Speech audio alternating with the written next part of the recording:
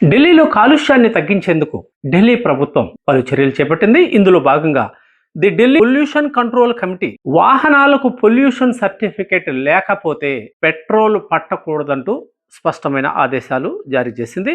ఢిల్లీ ప్రభుత్వ పర్యావరణ శాఖ మంత్రి మజీందర్ సింగ్ సిర్సా ఈ కీలక ప్రకటన చేశాడు. దేశ రాజధానిలో గాలి కాలుష్యం రోజు రోజుకు పెరిగిపోతుండడం తీవ్ర ఆందోళన కలిగిస్తున్న విషయం మనందరికీ తెలిసిందే.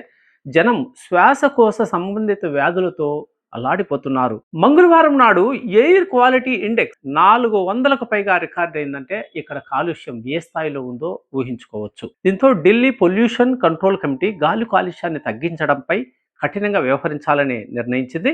ఇందులో భాగంగానే ఢిల్లీ వ్యాప్తంగా బొగ్గు వంట చెరుకు తయారు చేసి తందూరి రోటీలపై కూడా బ్యాన్ విధించింది. డిపిసిసి నిర్ణయం ప్రకారం సిటీలోని అన్ని హోటల్స్, రెస్టారెంట్లు, తినుబండారాలు అమ్మే షాపులు తందూరి రోటీల కోసం గ్యాస్ లేదా కరెంటును మాత్రమే వాడాలని అందులో నిర్దేశించారు. అలాగే కాలుష్య నివారణలో భాగంగా వాహనాలపై కూడా ఢిల్లీ ప్రభుత్వం పలు ఆంక్షలు విధించింది.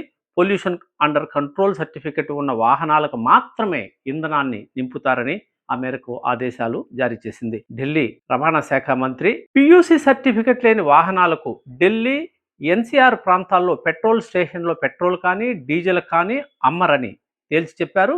జిఆర్పిఏ 3-4 సందర్భంగా ఢిల్లీ బయట రిజిస్టర్ అయిన BS4 కంటే తక్కువ స్టాండర్డ్ కలిగిన వాహనాలు ఢిల్లీలో కూడా అనుమతించబోమని ఆయన స్పష్టం చేశారు.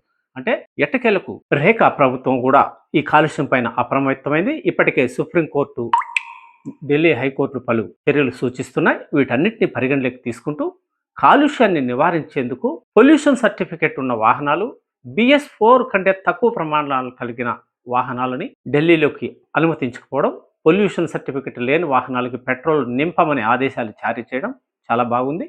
ఇలా కఠిన చర్యలు తీసుకోకపోతే ఢిల్లీ వాసులు శ్వాసకోశ వ్యాధులతో శాశ్వతంగా రోగగ్రస్తులయ్యే ప్రమాదం ఉంది.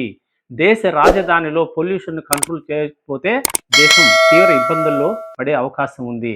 ప్రభుత్వం మరిన్ని చర్యలు చేపట్టాలని ప్రజలంతా కోరుతున్నారు.